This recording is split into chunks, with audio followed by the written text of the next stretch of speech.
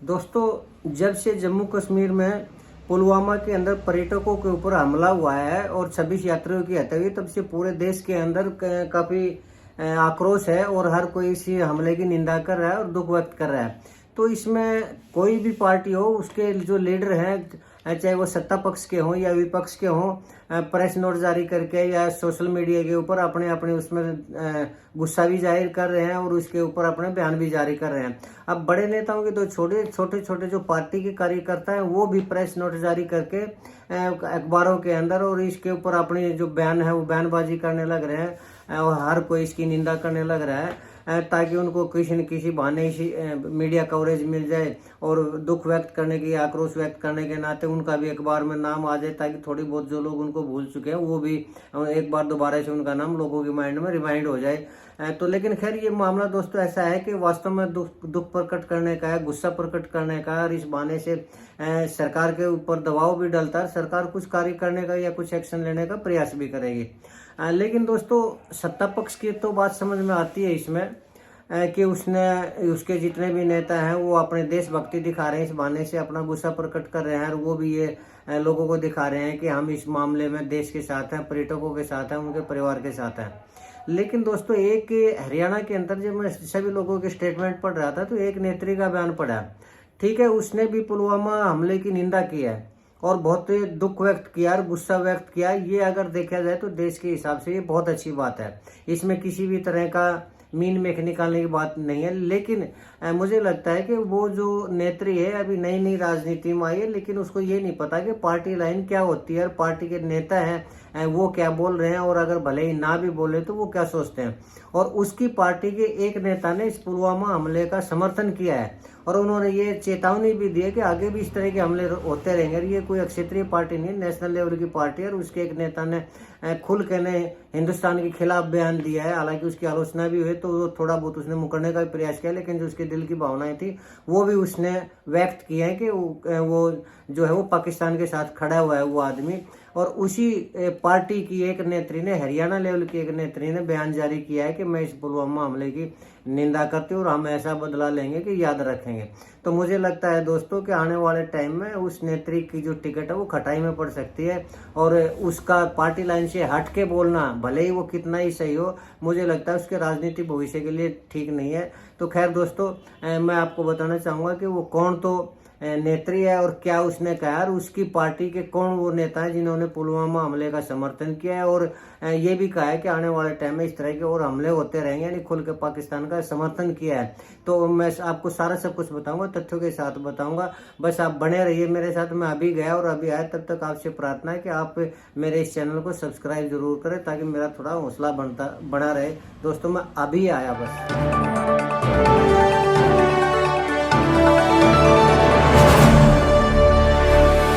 दोस्तों नमस्कार। दोस्तों, मैं सतवीर सिंह अपने YouTube के भारत लिंक ग्लोबल चैनल पर आपका स्वागत करता हूं। दोस्तों, जिस दिन से पुलवामा के अंदर पर्यटकों के ऊपर हमला हुआ है, उस दिन से पूरे देश के अंदर गुस्सा है और वो अपने बयान जारी करके सरकार के ऊपर किसी न किसी तरीके से दबाव बनाने की कोशिश कर रहे हैं और अपने दिल की जो भावनाएं हैं उनको व्यक्त करने की कोशिश कर रहे हैं। और ये बात सही भी है दोस्तों, क्योंकि ये है ही इतना भयानक अटैक कि हर आदमी को दुख होता है, चाहे वो किसी भी रूप में इससे जुड़ा हो या नहीं जुड़ा हो, या देश का कोई भी नागरिक हो, चाहे वो किसी भी पार्टी का हो, किसी भी धर्म का हो, उसके दिल में गुस्सा है, एक आग है। और भारत सरकार के ऊपर बार बार बयानबाजी करके ना या मीडिया के अंदर वो देखे ना, वो दबाव डालने की कोशिश कर रहे हैं और ये कोई किसी तरह की गलत बात नहीं है। वो इसमें आप अगर हम हरियाणा की भी चर्चा करें तो हरियाणा में अनिल विज जी हैं, जो एक पावरफुल नेता है। उन्होंने कहा है कि ये हमला, इस तरह का हमला सहन नहीं किया जाएगा और आटे के लिए तरसता है एक देश, हम उसको गेहूं भी बंद कर देंगे और हम जो हमारा जो गेहूं वहां पर निर्यात होता है, हम वो गेहूं नहीं जाने देंगे। और वो लोग जो हैं, जो आटे के लिए लड़ रहे हैं, उनको आटा तक हासिल नहीं हो रहा है और गेहूं हम बंद कर देंगे तो आने वाले टाइम में भूखा मरने के सिवाय उनके पास कोई नौबत नहीं रहेगी, कोई जो है चारा नहीं बचेगा और उनको भूख से तड़पना पड़ेगा। और उन्होंने अपनी पार्टी की लाइन का समर्थन किया है कि हम जो सिंधु नदी समझौता है उसको तोड़ देंगे और उनको पैसे भी मार देंगे। इसी तरह महिपाल ढांडा जी ने भी कहा है, पहलगाम जो वो हमला है उसकी निंदा की, और उन्होंने कहा है कि कायराना हरकत है और इस तरह की हरकतें बर्दाश्त नहीं की जाएंगी और तो आतंकवादियों को तुरंत लगाम लगाना पड़ेगा। और इस तरह के काफ़ी कुछ बयान, और भी जितने भी पार्टियां सभी के नेताओं ने इस तरह के बयान जारी करके अपने अपने भावनाएं व्यक्त की हैं। लेकिन दोस्तों मैं समझता हूं कि एक ऐसा बयान है जो कि एक नई अभिनेत्री का है, और वो है विनेश फोगाट जी। विनेश फोगाट जी ने एक्स ट्विटर हैंडल पर लिखा है कि ये पाकिस्तान ने जो अटैक किया है, ये हम आने वाले टाइम में उनको ऐसी सजा देंगे कि वो 100 बार याद रखेंगे, और ये कायराना हरकत है और हम इस हमले की निंदा करते हैं और इस तरह का ऐसा सबक सिखाएंगे। और मोदी जी को उन्होंने ट्वीट में लिखा है कि मोदी जी ऐसा सबक सिखाइए, ऐसा एक्शन लीजिए कि पाकिस्तान 100 बार भारत के ऊपर इस तरह का दुस्साहस करने से पहले 100 बार सोचे और उसका आगे से इस तरह का दुस्साहस ना हो, और ऐसी कार्रवाई की जानी चाहिए। यानी वो मिलिट्री के एक्शन के बारे में कह रही थी। दोस्तों विनेश फोगाट जी के इस बयान के ऊपर कोई उंगली नहीं उठाई जा सकती, क्योंकि वो भी हिंदुस्तान की रहने वाली है और एक देशभक्त लड़की है, और उन्होंने देश का नाम रोशन किया है। काफी कुछ अपने अकेले की प्रतिभा के ऊपर, दमखम के ऊपर देश का नाम रोशन किया है, मेडल हासिल किए हैं और अपने माँ बाप को और अपना नाम कमाया है। और इसी को देखते हुए कांग्रेस पार्टी ने उनको टिकट दी थी और वो विधायक भी बनी थी, क्योंकि वो एक लोकप्रिय लड़की है, पहलवान है, इसके बारे में कोई दो राय नहीं। लेकिन दोस्तों उनकी पार्टी के जो एक नेता है रॉबर्ट वाड्रा जी, अब क्योंकि विधायक है, वो कांग्रेस की विधायक है विनेश फोगाट जी, और कांग्रेस पार्टी के सुप्रीमो तो चलिए राहुल गांधी है, लेकिन रॉबर्ट वाड्रा है, उनका भी जो प्रभाव पार्टी के अंदर राहुल गांधी से कम नहीं है। तो उन्होंने इस हमले का समर्थन किया और उन्होंने ये कहा कि इस देश के अंदर जो अल्पसंख्यकों के ऊपर जुल्म हो रहे हैं, यानी मुसलमानों के ऊपर जो अत्याचार हो रहे हैं, और ये जो अत्याचार है ये हिंदू करने लग रहे हैं, तो पाकिस्तान के लोगों को ये लग रहा है कि अगर हिंदुस्तान के मुसलमानों को न्याय दिलवाना है तो हिंदुओं को मारना पड़ेगा। और इसी भावना के तहत वो आए थे और पुलवामा के अंदर उन्होंने हिंदू लोगों के ऊपर खासकर नाम पूछ पूछ के, धर्म पूछ पूछ के उन लोगों को मारा है। तो ये इस चीज का परिणाम है जो हिंदू अत्याचार करने लग रहे हैं, और इस तरह के अगर आगे अत्याचार नहीं रुके तो इस तरह के और भी हमले होते रहेंगे। ये रॉबर्ट वाड्रा का बयान था जिसकी मैंने भी निंदा की थी और मीडिया में भी आया था। हालांकि जब उनके ऊपर पूरे देश का दबाव पड़ा तो उन्होंने इसके ऊपर लिपापोती करने की भी कोशिश की। लेकिन खैर दोस्तों, मेरा आज का कहने का तात्पर्य ये है कि विनेश फोगाट जी ने जो बयान दिया है वो बिल्कुल ठीक है, लेकिन एक पार्टी लाइन एक चीज होती है, यानी पार्टी क्या सोचती है।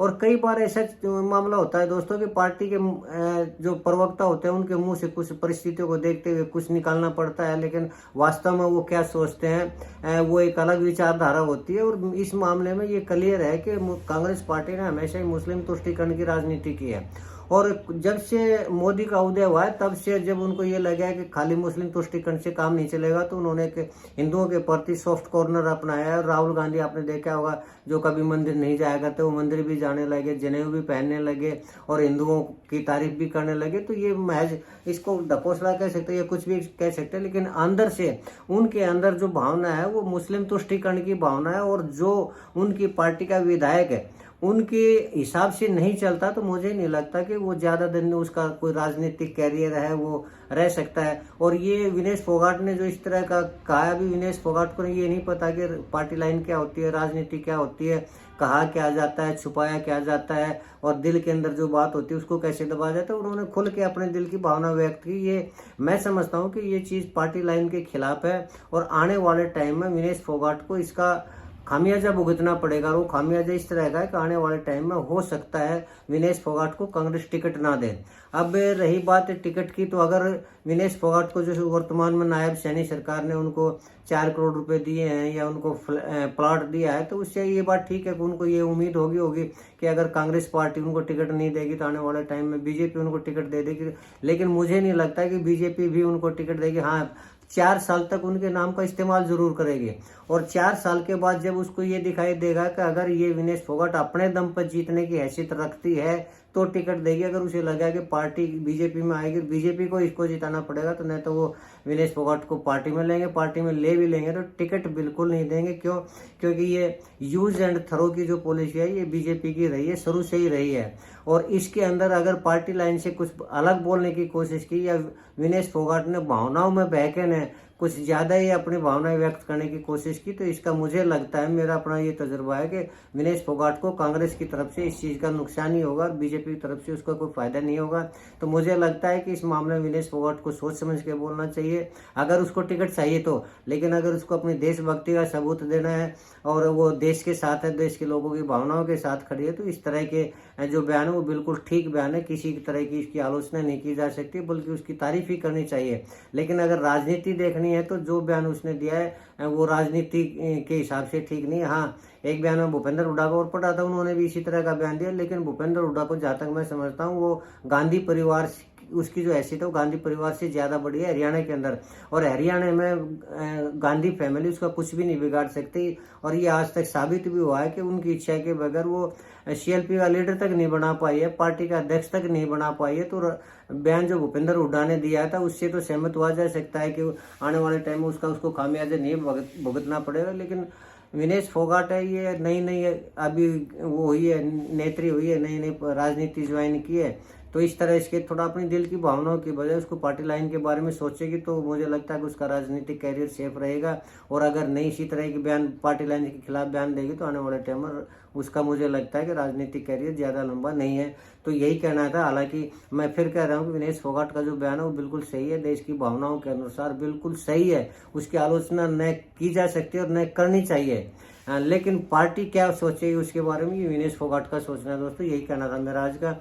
मुझे उम्मीद है कि आपको मेरी ये विवेचना पसंद आई होगी। अगर आपको पसंद आई तो मैं चाहूँगा कि आप मेरे इस वीडियो को लाइक करें और शेयर करें। और दोस्तों, अगर आपको मेरा चैनल ठीक लगता है तो मैं चाहूँगा कि आप मेरे इस चैनल को सब्सक्राइब जरूर करें, ताकि मेरा हौसला बढ़ता रहे। और आपने मेरा ये वीडियो देखा इसके लिए बहुत बहुत धन्यवाद। इसके साथ एक बार फिर से नमस्कार, जय हिंद, जय भारत।